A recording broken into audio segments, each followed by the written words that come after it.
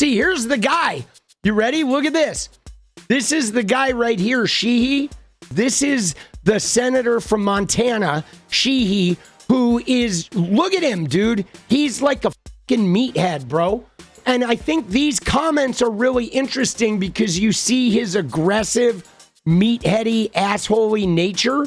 And we're going to juxtapose it with what happens with that Marine protester. This is a necessary response. We did not start this war, but we are going to finish it. Dude, what an asshole. You did start the war. I mean, Netanyahu did, you prick. But, like, give me a fucking break. Oh, we didn't start this war, but we're going to finish it. Oh, I'm a brute. I'm a shithead from Montana. Hi, what's your name? My name's Tim Shithead. Right? Tim Shitheady. Tim Shitheady. Dude, remember the fucking governor, dude? Right? Remember Greg Gianforte, the guy who attacked that reporter, body slammed the fucking reporter? Remember Gianforte? Like, I'm telling you, these dudes from Montana, they're fucking brain dead like cattle humpers, dude. All of these guys are like, they have like one communal brain cell they go and plug in, and then they go hump cattle and try to like beat people up, dude. All of these guys are just touched in the dome, dude. They are all touched, bro. Dude, yeah, I know the poor cattle. Dude. All right, let's find this guy. Now, guys, I'm telling you right now, trigger warning, I am going to pull the clip. I'm not watching the guy's arm get broken, okay? I watched it once. I heard the snap. I'm not going to relive that. I think that kind of traumatizing is unnecessary. You're welcome to watch that shit, but I'm not playing that here. I am just going to play up to that point because you get the gist of it.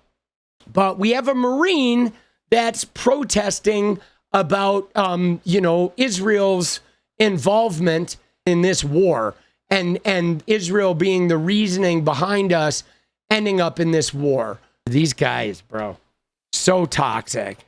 Former Marine Sergeant Brian McGinnis, okay, he went to a Senate Armed Services Subcommittee hearing, right, to voice his opposition to the Iran war and saying, hey, man, we don't want to get drawn in. Then the Capitol Police show up.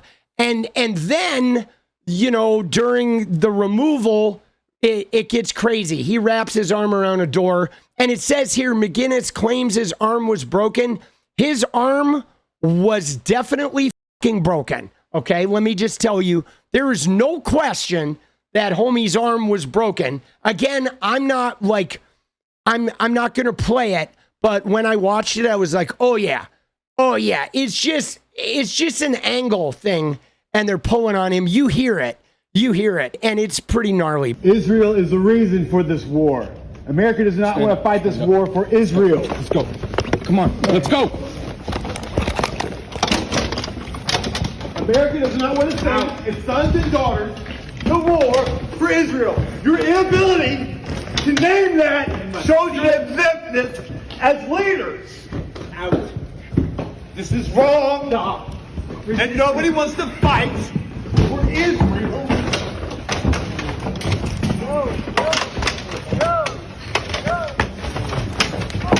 Just a reminder to all our Commandant, please stand up as a Marine and stand up for America. Out. No one. All right, now, here's where I'm pulling it. Now, here's 𝗙cie who comes in and grabs him. Now, as you see right here, you can see the setup. These guys are like Keystone Cops. He wraps his arm around his door and grabs this. Now, the problem is none of these guys are paying attention to what they're doing, right? They're so caught up in the physicality of it, and they're not tough. They're not. These cops are like, the Marines they're well trained, but you see the setup here of this door being propped up like this, and he's trying to leverage his hand, and they're all yanking him to get him out, and they're not paying attention to what's going on. So yes, his arm snaps. and you hear it and you see it. I'm not going to play it, but there's the setup. It has not happened yet, but they're all three mugging him, and he's got his arm wrapped around that door.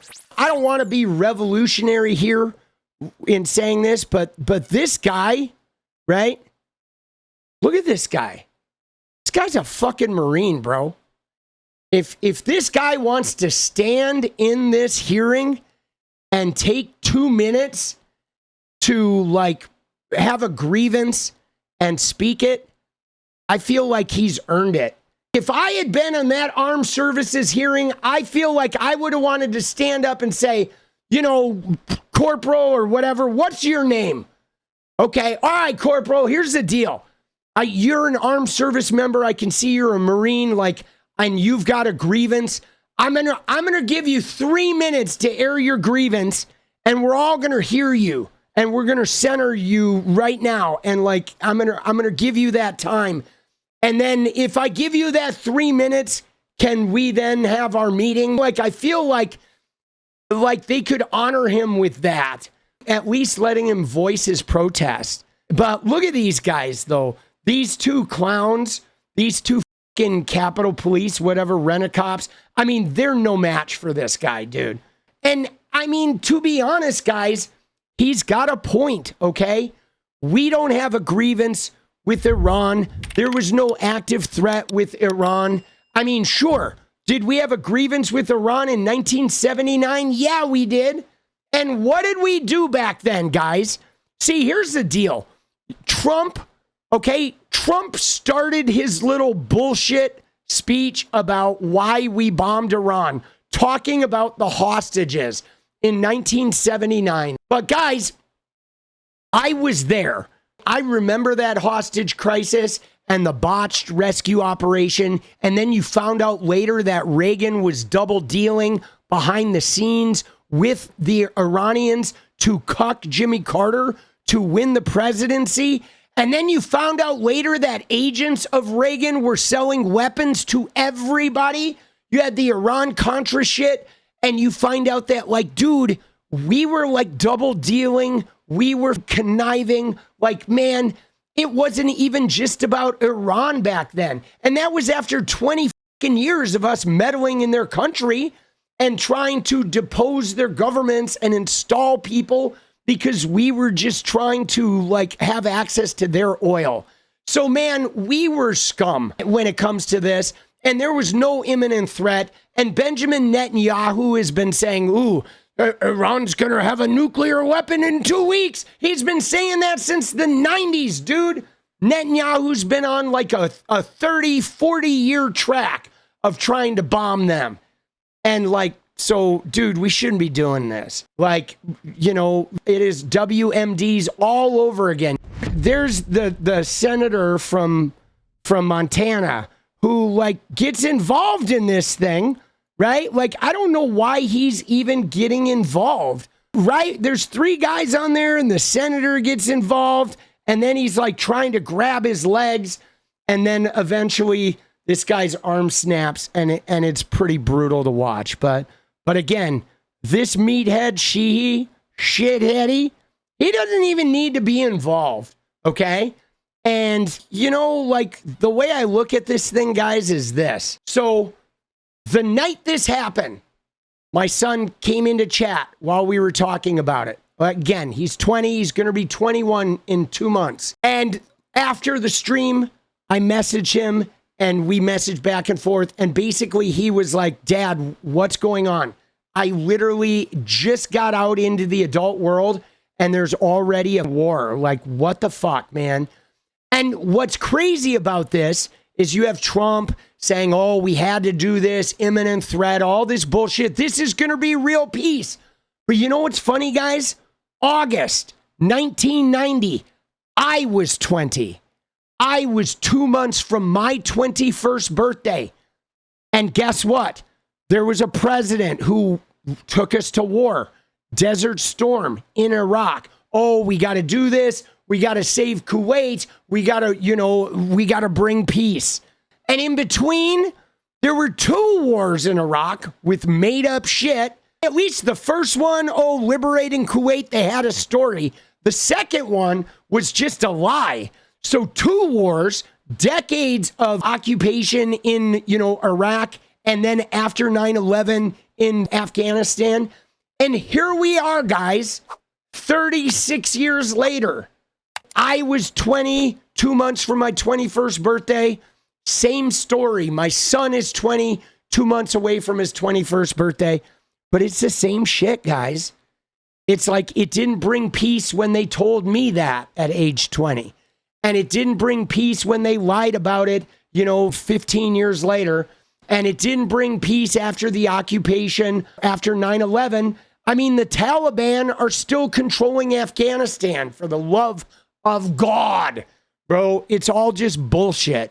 It's just oil and the Netanyahu's IDF, Israeli imperialism, and evangelical Christians hoping for the rapture. And it's the same song and dance, boss.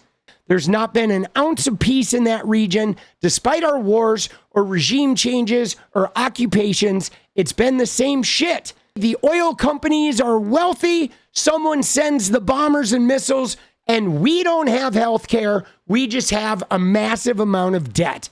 And this is going to be no different. Same shit, guys. But isn't that weird that when my son reaches out to me 2 months before his 21st birthday and is like, wow, Dad, I'm troubled that we're going to war in the Middle East, and they say it's going to bring peace. And I'm like, you know what, son?